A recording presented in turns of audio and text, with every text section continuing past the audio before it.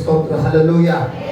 మంచిది. దేవుని వాక్యాన్ని మనం చదువుకుందాం. పరిశుద్ధ గ్రంథములో నిన్న కూడా మంచి సందేశాన్ని మనం విన్నాము. నిన్న దినాన కూడా దేవుని యొక్క సన్నిధిలో చక్కటి మాటలు మనం విన్నాం. ప్రభు తన కృప చేత దినాన ఒక వాక్య సందేశము నిర్గమాకాండము 33వ అధ్యాయము 21వ వచనాన్ని మనం చదువుకుందాం. మరియు యెహోవా ఇదిగో నా సమీపమున ఒక స్థలం ఉంది, నీవు ఆ బండ మీద నిలవవలెను. దేవునికి స్తోత్రం. చూద్దాం. హల్లెలూయా. అందరి గట్టిగా చూద్దామా? హల్లెలూయా, హల్లెలూయా, హల్లెలూయా.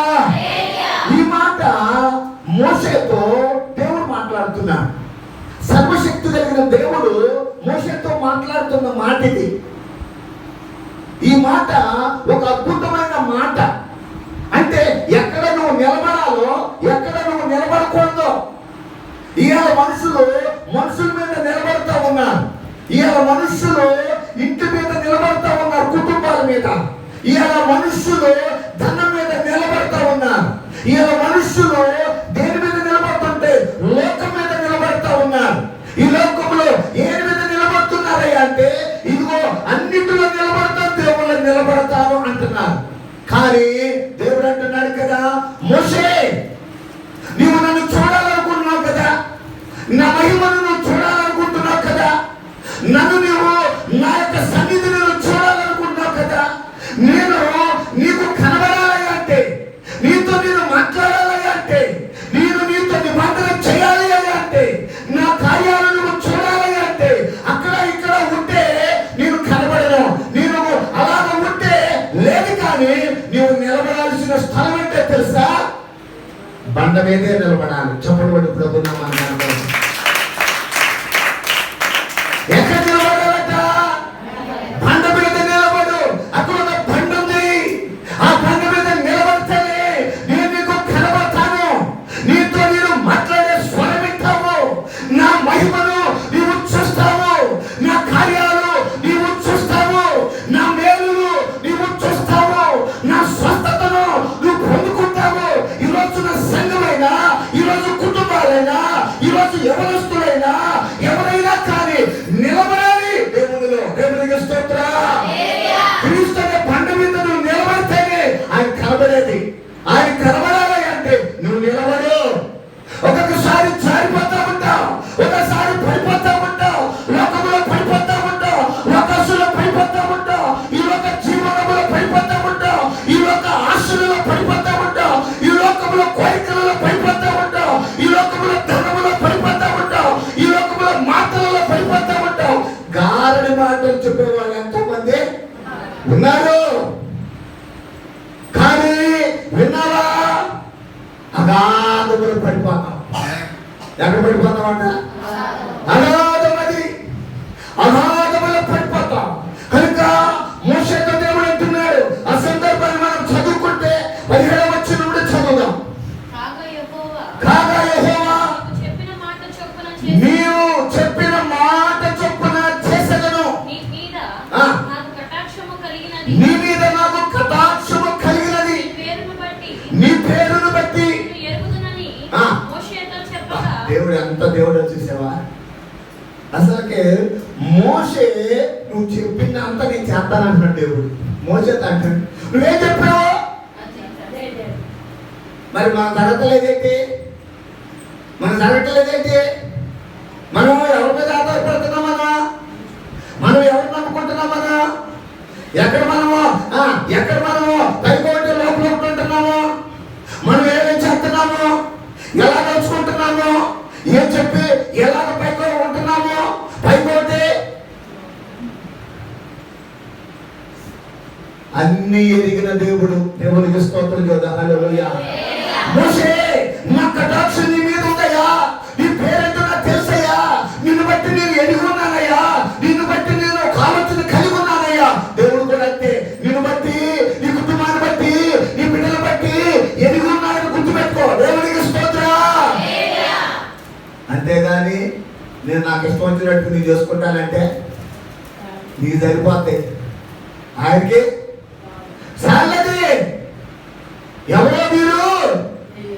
నేను నేర్పను.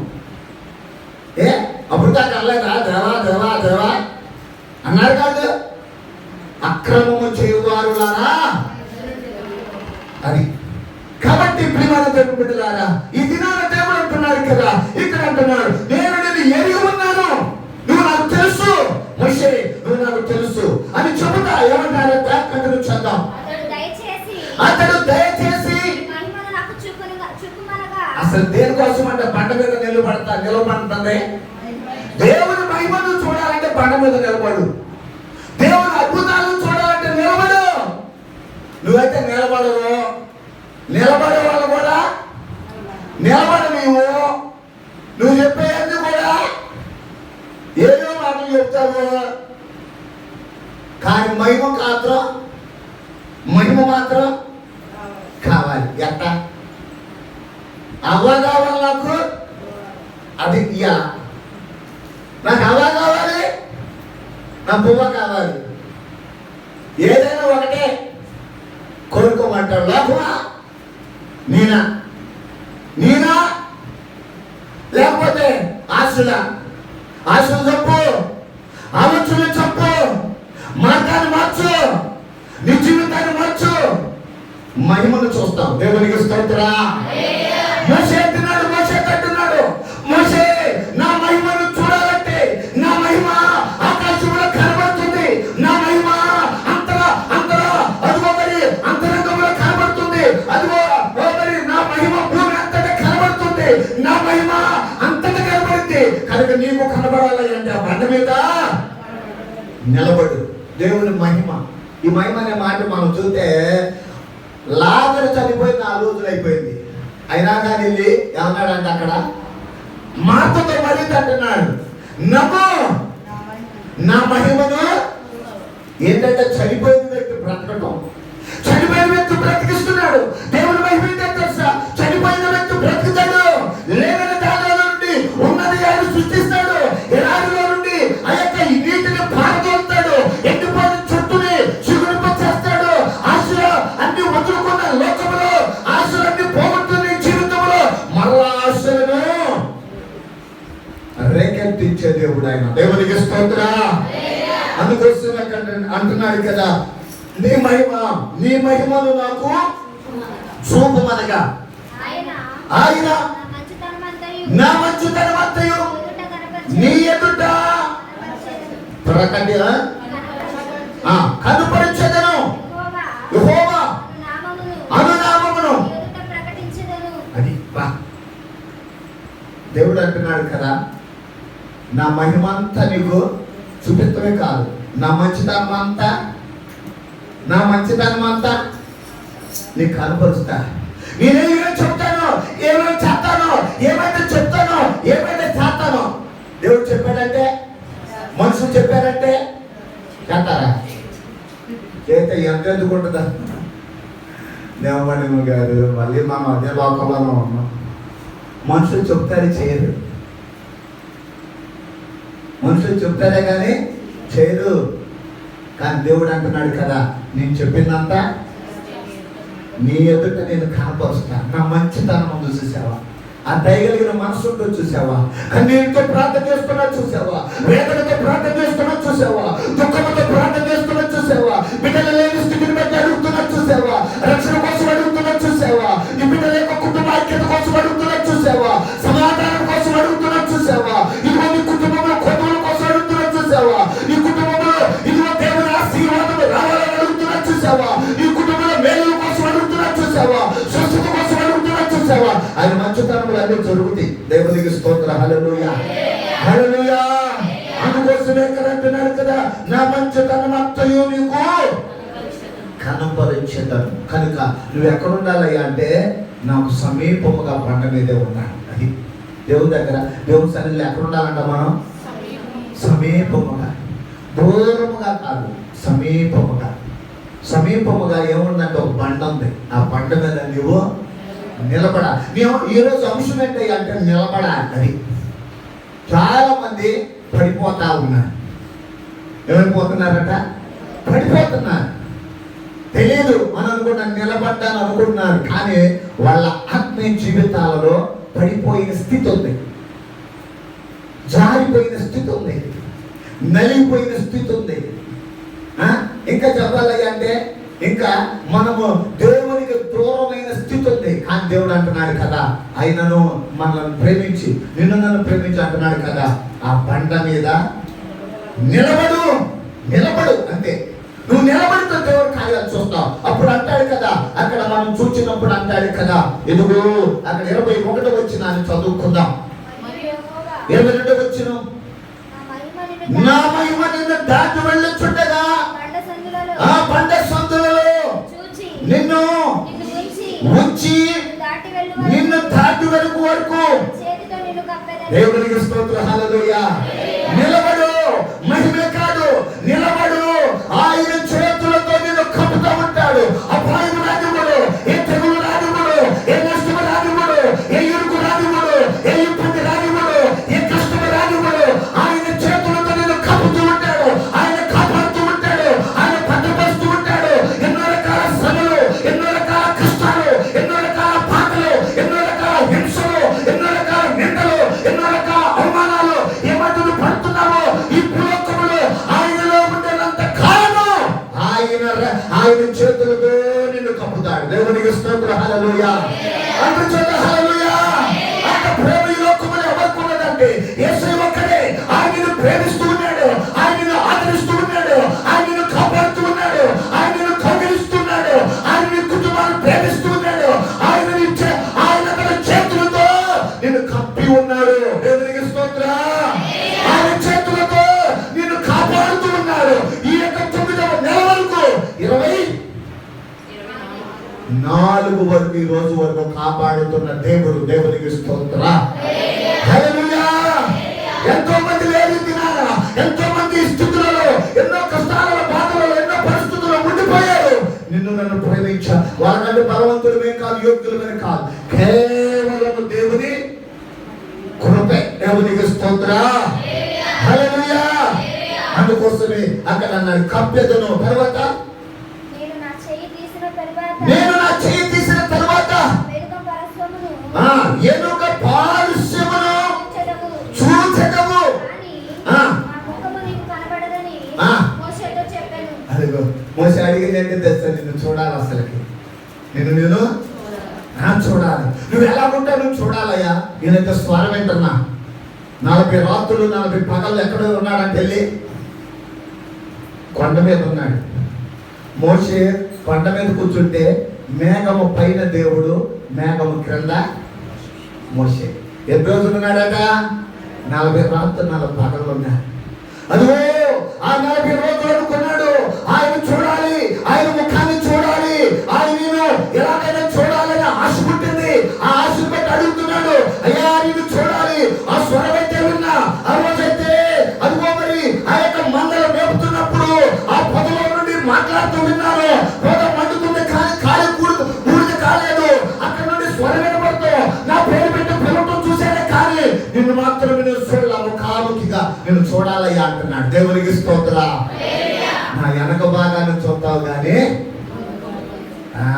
అంటే ఆయన చూడాలంటే ఈ కనులు సరిపోతాయా? కోటి సూర్యుల తేజస్సు కలిగిన దేవునికి స్తోత్రం. హల్లెలూయా. అందుకోసమే అబ్రహాముతో మాట్లాడుతున్నామా అంటాడు, అయ్యా ఎలా సాధ్యమయ్యా నా గర్భఫలం ఇయ్యాలంటే? నా భార్య వృద్ధాప్యం వచ్చేసింది అయ్యా, నేను కూడా ముసలితనం వచ్చేసారా, ఎలా సాధ్యమో అంటే దేవుడు అన్నాడు కదా, నేను సర్వశక్తి కలిగిన దేవుడను. హల్లెలూయా. హల్లెలూయా. ఆయనలో సర్వము శక్తి ఉంది, ఆయన మాటలో శక్తి ఉంది, ఆయన ఆలోచనలో శక్తి ఉంది, ఆయన మాట దేవుని వాక్యములో శక్తి ఉంది, ఆయన వాగ్దానములో శక్తి ఉంది. ఆయన ఏమైతే చెప్తాడో అది నీ జీవితంలో జరిగిపోద్ది, అది నీ జీవితంలో కార్యం జరిగింది. ఆయన నీ జీవితంలో స్వస్థతనిస్తాడు, ఆయన నీ కుటుంబంలో విడుదలిస్తాడు, ప్రతి బంధకం నుంచి విడిపిస్తాడు. ఆయన కార్యములు అద్భుతమైనవి. దేవునికి స్తోత్రం. హల్లెలూయా. హల్లెలూయా. ఆత్మీయంగా మనము ఎదగాలి. ఆయన ఇస్తాడు ఫలాలు. ఆయనలో మంచుతనము తగదచ్చినప్పుడు అంటాం నేను అసలుకే తెలుసు పక్కన నువ్వు మంచిదానివి నువ్వు కాదు, కానీ అప్పుడు తగాదలు బయట పెడతావు. ఎంత నేను మంచిదాన్ని కాదు, పాత్రలో మాత్రం పాత్ర చేసేటప్పుడు మాత్రం, లేకపోతే బైబిల్ తీసుకొచ్చేటప్పుడు మాత్రం, ఎప్పుడైనా ఏదైనా సందర్భంలో మాత్రం, సాక్ష్యం చెప్పేటప్పుడు మాత్రం, లేకపోతే ఏదైనా చేసేటప్పుడు మాత్రం అసలు నీ అంత మంచిని పోలేదు అనుకోవాలి. దేవునికి స్తోత్ర. అయినను దేవుడు నిన్ను నన్ను ప్రేమిస్తున్నాడు. హల్లెలూయా, హల్లెలూయా, హల్లెలూయా, హల్లెలూయా.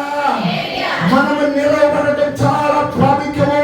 నీ కుటుంబం నిలబడి ఉండాలి, నీ బిడ్డలు నిలబడి ఉండాలి. ఎక్కడ బండ మీద నిలబడి ఉంటే ఈ కార్యాలు చూడగలుగుతాం. అందుకోసమే దేవుడు అంటాడు కదా, ఇదిగో ఇక్కడ అంటాడు ద్వితీయోపదేశకాండములో 31వ అధ్యాయము 15వ వచనం చదువుకుందాం. ఇంక 15 నిమిషాలు ఉంది, మనం వెళ్ళిపోతాం ఇంటికి. మోషేయు యెహోషువయు వెళ్ళి ఎక్కడ నిలబడాలంటే వెళ్ళి మందిరానుభవం కావాలి. రెండోది బండ మీద నిలబడి ఎక్కడ అనుభవంలో ఉండాలంట నువ్వు మందిరానుభవంలో. ప్రత్యక్ష గుడారము అంటే దేవుడు ప్రత్యక్షమయ్యే స్థలం అది, ప్రభువు వచ్చే స్థలం అది, దేవుడు దర్శించే స్థలం అది. ఆ స్థలంలో ఉండాలంట. మోషే యెహోషువ మీరు ఎక్కడికి వెళ్ళాలి? ప్రత్యక్ష గుడారంలోకి వెళ్ళండి అని అంటే వాళ్ళంతా ఎక్కడికి వెళ్ళారంట? ప్రత్యక్ష గుడారములోకి వెళ్ళి నిలబడ్డారంట. అయితే అర్జున యెహోవా దేవునికి స్తోత్రం చేయండి. హల్లెలూయా. అక్కడ ఎప్పుడైతే మందిరంలో నిలబడి ఉంటామో, మందిర అనుభవాన్ని కలిగి ఉంటామో, మందిరంలో ప్రార్థించే అనుభవం ఉంటుందో, మందిరంలో స్తుతించే అనుభవం ఉంటుందో, మందిరంలో ఉపవాసం ఉండే అనుభవం ఉంటుందో, మందిరంలో ప్రార్థించే స్థితి ఉంటుందో, అప్పుడు ఏం చేస్తానంట దేవుడు? ప్రత్యక్షమవుతాడు. నీతోనే మాట్లాడతాడు. అన్నతో మాట్లాడినట్టుగా నీతోనే మాట్లాడతాడు. ఇంకొకరి మన పుత్రులతో మాట్లాడినట్లుగా నీతోనే మాట్లాడతాడు. నీతోనే మాట్లాడతాడు. నీ అవసరతలు ఎంత తీరుస్తాడు, నీకున్న అక్కలు ఎంత తీరుస్తాడు, నీ కన్నీరు ఎంత తీరుస్తాడు, నీకున్న దుఃఖాన్ని తీసివేస్తాడు, నీకున్న కొనుగోలు తీసివేస్తాడు. నీకు కావలసిన సమస్తము దేవుని దగ్గర ఉన్నది. దేవునికి స్తోత్రం. హల్లెలూయా. మందిరములో నిలుచుండు. రెండవది ఎక్కడ నిలబడాలంట? మందిర అనుభవం. వసంతాత్మలు అంటాడు ఆశీర్వదించబడిన వాడా ఎవడంట? యెహోవా చేత ఆశీర్వదించబడిన వాడా. బయటే వెళ్తున్నాడంట మనిషి. ఎవరు ఎక్కడున్నా అంటే ఇప్పుడు బయట ఉంటా నేను. అక్కడ లేదా ఇక్కడ లేదా. దేవుడు ఏమంటాడంట? అక్కడ ఉన్నాడు ఇక్కడ ఉన్నాడయ్యా, కానీ నువ్వు నిలబడాల్సింది ఎక్కడయ్యా? ఎక్కడమ్మా? లోపల. దేవునికి స్తోత్ర. లోపల.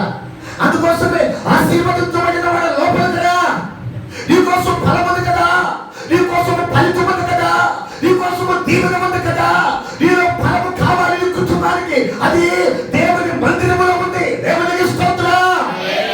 మోషే అన్నాడు, అయ్యా అక్కడ మేఘంలో మాట్లాడేవుగా, ఆ బండ మీద నుంచి మాట్లాడేవుగా, లేకపోతే ఇంకో స్థలంలో మాట్లాడే పర్లేదు, ఎక్కడ ఉంటాను అల్లా. ఎక్కడికి వచ్చాడంట? ప్రత్యక్ష గుడారం అనబడిన దేవుని మందిరములోనికి. దేవునికి స్తోత్ర. తర్వాత ఏమన్నాడంట మాట? ఆ మేఘ స్తంభము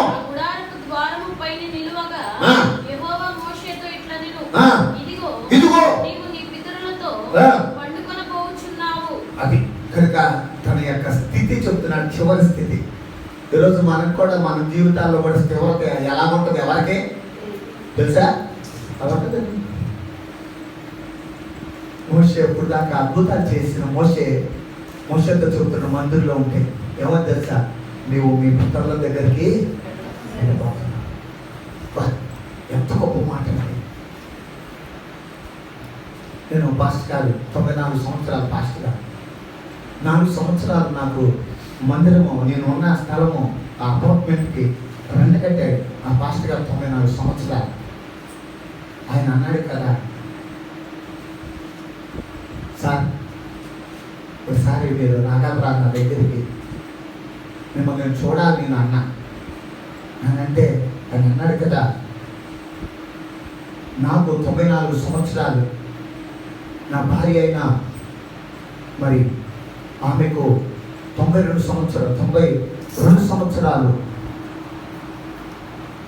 మేము మీ తండ్రి మహిమలోకి వెళ్ళబోతున్నాము అన్నాడు. మీ నాన్న చూడబోతున్నా అక్కడికి వెళ్ళి. ఎక్కడికి వెళ్ళబోతున్నాను అన్నాడంట.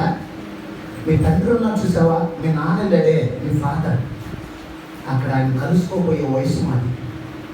ఇప్పుడైతే నేను నీ దగ్గరికి ఎవరు చెప్తారండి ఆ మాట, మర్చిపోయింది నాకు. మనుషుడు ఏం చూస్తున్నాడయ్యా అంటే ఈ లోకములోనే చూస్తున్నాడే, కానీ ఆత్మ సంబంధమైన ఆశీర్వాదాలు చూడలేకపోతున్నాడు. ఆత్మ సంబంధంగా కాకపోతే నష్టపోతాం. ఎంతకాలం ఉన్నా కొంతకాలం తర్వాత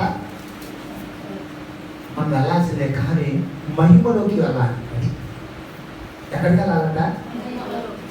గ్లోరీ అన్నాడు, నేను మహిమలోకి వెళ్ళబోతున్నా, నన్ను రమ్మని నువ్వు అనబాక అన్నాడు. నన్ను మర్చిపోయింది. కారణం ఏంటో తెలుసా? ఆయన ప్రయాణము ఎక్కడుందంటే పరలోక సంబంధమైన ప్రయాణం పెట్టుకున్నాడు. ఎప్పుడైతే మన మందిర అనుభవంలో ఉంటామో మన జీవితాలలో కూడా కడతాడు, పరలోక సంబంధమైన ఆశీర్వాదంలోకి తీసుకెళ్తాడు. దేవునికి స్తోత్రం. నిలబడు. ఎక్కడ? ఆయనలో నిలబడు. మందిరంలో నిలబడాలి. ఇక్కడేమో బండ మీద నిలబడ్డారు, ఇక్కడ మందిరంలో అనుభవంలో నిలబడ్డారు. 3 వాక్యాలు మనం చదువుకుంటే పరిశుద్ధ గ్రంథములు అంటాడు కదా. ఇక్కడ మరి ఆదికాండం 18వ అధ్యాయం 2వ వచనంలో చదువుకున్నాం. ఆదికాండము 18వ అధ్యాయం 2వ వచనం అయిపోయింది. ఇంకా అతడు కన్నులెత్తి చూచినప్పుడు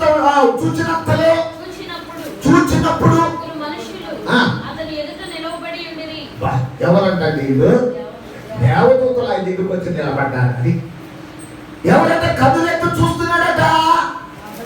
అబ్రహాము చూస్తున్నాడు, తన గుడారములో ఉండి చూస్తున్నాడు, తన ఇంటిలో ఉండి అదిగో ఆ పరలోక సంబంధమైన దేవుని వైపు చూస్తున్నాడు. మనుషుడు లోకములో చూస్తున్నాడు, పాపములో చూస్తున్నాడు, ఈ చెడును చూస్తున్నాడు, ఈ ఆశలు చూస్తున్నాడు, ఈ ఆశలలో కోరుకుపోతా ఉన్నాడు. అబ్రహాము అలాగూ కాదు. అతని ఆలోచన ఏంటో తెలుసా? దేవుని మీదే ఆలోచన కలిగిన వాడు, దేవుని మీదే మనసు కలిగి ఉన్నాడు. అతడు తన ఇంటిలో నుండి చూస్తున్నాడు, దేవుని వైపు చూస్తున్నాడు. అప్పుడు యెహోవా అతనికి కనబడి రాయబడింది. దేవునికి స్తోత్రం. దేవుడు కనబడిన తర్వాత ఎవరు నిలబడ్డారంటే ఇంటి వచ్చి ఆయన ముందు 3 మనుషులు వచ్చి నిలబడ్డారు, దేవదూతలు. వారు మనుషులే అనుకున్నాడు కనుక వారు నిలబడ్డారు. అందుకోసమే దేవదూతలని ఎరుగకే వారికి ఎదుర్చాడట. ఆమేన్. దేవునికి స్తోత్రం. హల్లెలూయా. దేవదూతలని ఎరుగలేదట, తెలియదట. అయినా కానంట ఆతిథ్యం ఇచ్చాడు. అయినా కానట ఎంతగానో పరిచయం చేశాడు. ఆ ఫలం ఏంటో తెలుసా? గర్భ ఫలమునకు దారి తీసింది. దేవునికి స్తోత్రం. నువ్వు చేసే ఫలము, నువ్వు చేసే ప్రయత్నము, నువ్వు చేసే ప్రయాసము, నువ్వు చేసే పరిచర్య, నువ్వు చేసే దానిలో ప్రతిఫలము ఉన్నది. దేవునికి స్తోత్రం. అది ప్రతిఫలం పొందుకుంటావు, అది ప్రతిఫలం పొందుకుంటావు. అది గర్భఫలం కావచ్చు, అది భూఫలము కావచ్చు, అది యొక్క బిడ్డల యొక్క అది స్థితిగతులు కావచ్చు, ఇల్లు కట్టుకునే స్థితి కావచ్చు, వివాహ విషయంలో కావచ్చు, అది మన బిడ్డల యొక్క జీవితాలలో ఏమైతే ఆశిస్తున్న ఉద్యోగం కావచ్చు, ఏదైనా కావచ్చు, అది దేవుడే చేస్తాడు. దేవునికి స్తోత్రం. ఏ అనుభవం అయ్యా అంటే భూమి మీద ఉన్నా నీవు దేవుడి వైపు చూస్తూ ఉండాలంటే.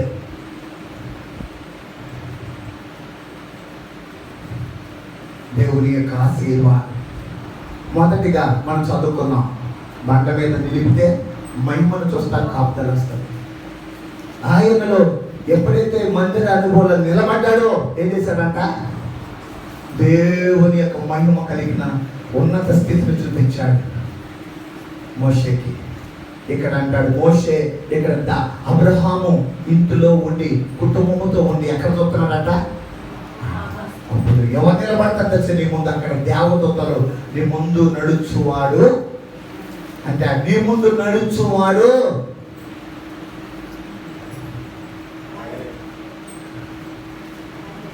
ఎక్కడ ఎవరు ఎప్పుడన్నాడు అన్నమాట? నిర్గమాకాండంలో అంటాడు కదా, నీ ముందు నడుచువాడు యెహోవాయే. దేవునికి స్తోత్రం. ఆయన నడుస్తాడు, ఆయన నీతో ముందుంటాడు, ముందుండి నడిపిస్తాడు, ఆయన నడిపిస్తాడు. అయితే ఇక్కడ ఇక్కడ ఒక వ్యక్తి ఉన్నాడు, ఎక్కడ ఉండకూడదు అక్కడ ఉన్నాడు. చూద్దాం ఇక్కడ నిర్గమ ఇక్కడ అంటారు, సంఖ్యాకాండం 22వ అధ్యాయం 26వ వచనాన్ని చదువుకుందాం. అయిపోయింది, ఇక మెసేజ్ అయిపోయింది. ఇక యెహోవా దూత ముందు వెళ్ళుచు కుడికైనను తిరుగుటకు దారి లేని ఇరుకు చోటున నిలువగా గాడిద యెహోవా దూతను చూచి బిలాముతో కూడా కింద కూలెను గనుక. మెల్లిగా మరలా చదువు, ఏం అడగబడలేదు. మీ మామ ఏమి నిన్నేం పడతలా. మళ్ళీ యెహోవా దూత ఏమంటే ముందు వెళ్ళుచు కుడికైనను ఎడమకైనను దారి లేక. దారి లేకుండా చేస్తున్నాడండి ఈ దూత. ఏం చేస్తుందంట? దారి లేకుండా చేస్తుందంట.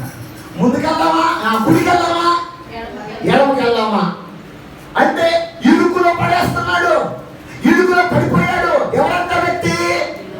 బిలాము ప్రవక్తే, దేవుడు నమ్ముకున్నవాడే, దేవుడు అంటే తెలుసు, దేవుడు భయం అంటే తెలుసు, దేవుడు భక్తి అంటే తెలుసు, ప్రార్థన చేసిన వాడే, అడుగులు కలిగిన వాడే. కానీ ఏం చేశాడంట?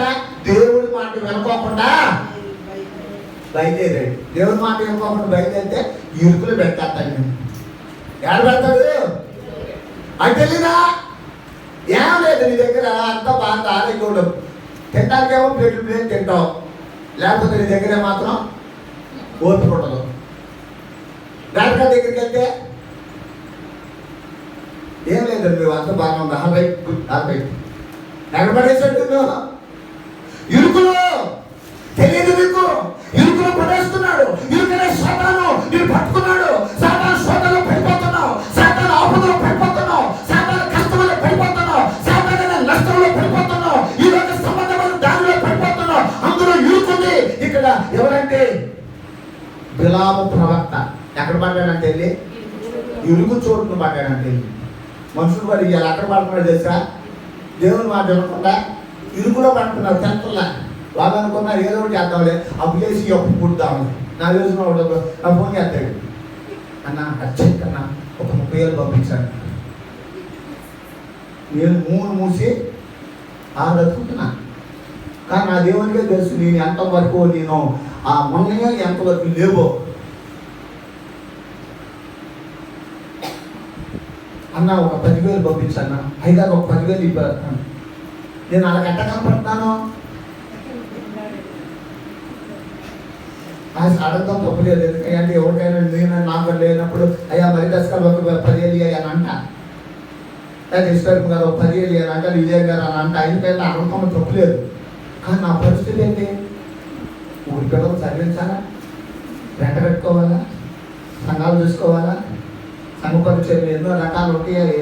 అవన్నీ మామూలు అనుకున్నావా?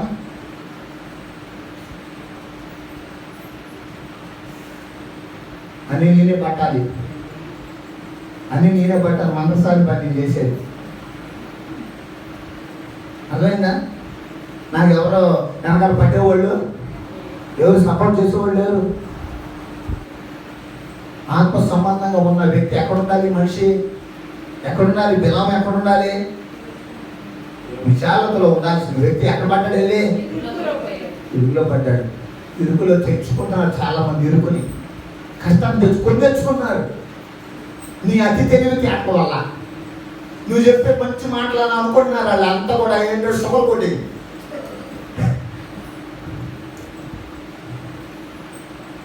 అది ఒక జోక్. ఒకసారి ఒకడు పెంచాడు.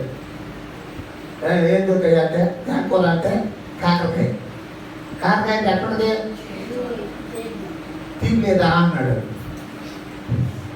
తీపెట్టు ఉండదు అది కాకరకాయ అయితే. నువ్వు అందాన్ని బెల్లవి చేదు ఉండదా లేదా? ఇట మనుషులు కూడా చాలా మంది మన సంఘం విషయంలో కూడా అట్టనే ఉన్నారు. కింద నుంచి నీళ్లు కాకుండా నీళ్లు సాప కింద ఎట్టగా సాప కింద నీళ్లు వెళ్తున్నాయి ఎట్టగా. ఒకటే మాట, ఇరుగులో పెట్టిపోతుంది జాగ్రత్త. నా ప్రయత్నం వేరు, నా ప్రయాసం వేరు, నా కష్టం వేరు, సంఘం వేరు, సంఘ పరిచయం వేరు అంటే. అంతేగాని నేను ఇష్టానుసారంగా నేను చేసుకునేటువంటి ఆ వ్యక్తిని కాదు. ఒక ప్రణాళిక ఉందన్న. దాని మీద వెళ్తుంది బండి.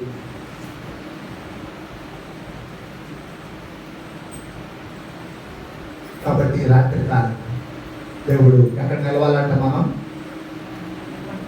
నిలబడు, బండ మీద నిలబడు, లోకంలో నిలబడబాక, మనుషుల మీద నిలబడబాక, వాళ్ళ మాటల మీద నిలబడబాక, వాళ్ళ ఆలోచనలు తీసుకోబాక.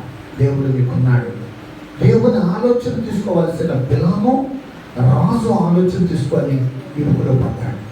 ఏం తీసుకెళ్ళాడు? తన కుటుంబానికంటే ఆశీర్వాదాన్ని తీసుకెళ్ళాలి. దేవుని మాటలతో ఆశీర్వాదం తీసుకెళ్దాం. ఇటు మాటలు ప్రభు మన వెనుకడులు దేవుడు దీవించి ఆశీర్వదించిన దాకా